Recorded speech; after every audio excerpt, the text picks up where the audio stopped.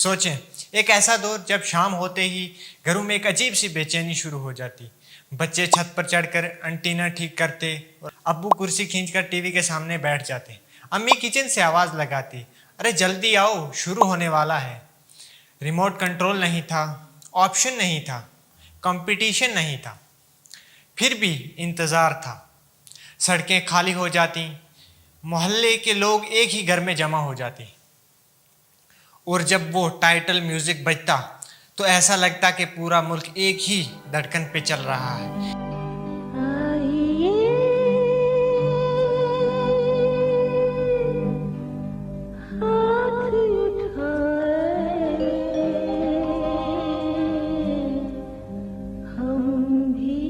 ये सिर्फ TV programme नहीं था, ये एक एहसास था, एक आईना था, एक गुफ्तगू थी जो सीधे घर के डाइनिंग रूम से शुरू होती और कौमी बहस बन जाती।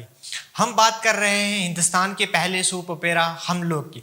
आदाब, नमस्कार, मैं हूं ज़फ़र इकबाल और आप देख रहे हैं MCJ का डिजिटल प्लेटफॉर्म की पेशकश, छोटी स्क्रीन बड़ी कहानी।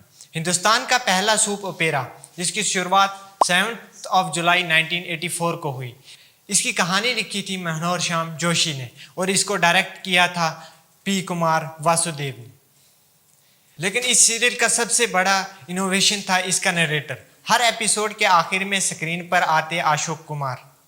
वो सिर्फ कहानी नहीं रिकैप करते थे, वो बात करते थे ऑडियंस के साथ, और कभी शायरी के अंदाज में और कभी हल्के तंज में। तकदीर के लिखे को कौन बदल सका, होनी को कौन टाल सका। डॉक्टर अश्विनी कुमार ने ही बड़कियों को सिखाया था कि अगर तुम्हें देखने वालों की बात में जरा भी अपमान की झलक आए तो कस कर जवाब देना।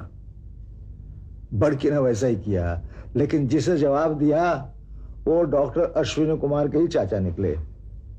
कई बार जिंदगी में इसी तरह के मोड़ आते हैं, उलझनें पड़ती हैं। देखने वाली बात यह होती है कि इंसान तकदीर की ललकार का कैसे सामना करता है। और आखिर में एक सवाल पूछते कि आप क्या सोचते हैं, और पूरा देश जवाब देता। हजारों खत लिखे जाते, लोग करैक्टर को मशवरा देते, और अब बात करते हैं उस घर की जहां से ये कहानी शुरू होती है।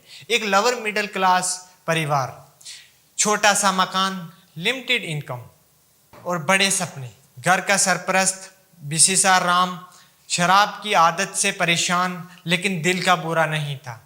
एक आदमी जो अपनी कमजोरी और जिम्मेदारी के बीच में फंसा हुआ था। उसकी बेटी बड़की जो सिर्फ शादी का इंतजार नहीं करती, वो अपनी पहचान बनाना चाहती थी और अपने सपनों को पूरा करना चाहती थी। लेकिन समाज और परिवार का दबाव उसके सामने एक दीवार की तरह खड़ा था। ये असल कन्फ्लिक्ट था, लेकिन ये किसी हीरो या विलेन की कहानी नहीं थी, ये रियल लोगों की कहानी थी। महंगाई थी और बेरोजगारी थी, परंपरा का दबाव था और नए दौर की ख्वाहिश भी थी। अल्कोहलिज्म को ग्लैमराइज नहीं किया गया, महिलाओं को घूंघट का दबाव दिया गया। पर्सनल एम्बिशंस और फैमिली रिस्पॉन्सिबिलिटी के बीच में कशमकश सीधे रखी गई। इसलिए लोग इस सीरियल को देखकर सिर्फ एंटरटेन नहीं करते थे, वो इसको अपनी ज़िंदगी के साथ रिलेट करते थे। दरअसल ये एक सरकारी इनिशिएटिव था। इसका मकसद एंटरटेन के ज़रिए लोगों में सोशल चेंज लाना था। इसका कंसेप्ट मैक्सिकन सीरियल वेन कॉनिमिको से इंस्पायर था, जिसका एडुकेट मॉडल कहा गया।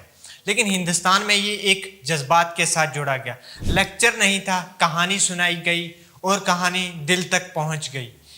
इस सीरियल के टोटल एपिसोड के बारे में लोग अलग अलग राय देते हैं। कोई 154 कहता है और कोई 156 एपिसोड। लेकिन ये बात तय है कि इसका आखिरी एपिसोड 17 दिसंबर 1985 को टेलीकास्ट हुआ। ये पहली बार था जब टीवी के सामने आम इंसान को सेंटर स्टेज दिया गया, और पहली बार जब कहानी दिखाई गई, महसूस कराई गई। पहली बार दर्शक जब सिर्फ व्यूअर नहीं, पार्टिसिपेंट बने। हम लोग ने ये साबित किया कि अगर कहानी सच्ची हो तो वह सिर्फ स्क्रीन पर ही नहीं दिखाई देती, वो समाज और का हिस्सा बन जाती है। और शायद इसीलिए आज भी उस दौर को याद किया जाता है। वो सिर्फ सीरियल नहीं था, वो हम सब की एक कहानी थी। हम लोग ने इंडियन टेलीविज़न को एक नया डायरेक्शन दी। इसके बाद कई सूप ओपेरा है, लेकिन पहले होने का शर्फ सिर्फ हम लोग को ही जाता है। आप देख रहे थे MCJ का डिजिटल प्लेटफॉर्म, और मिलते हैं नेक्स्ट तहरीक बुनियाद में। तब तक के लिए जुड़े रहिए एमसीजी के डिजिटल प्लेटफॉर्म के साथ।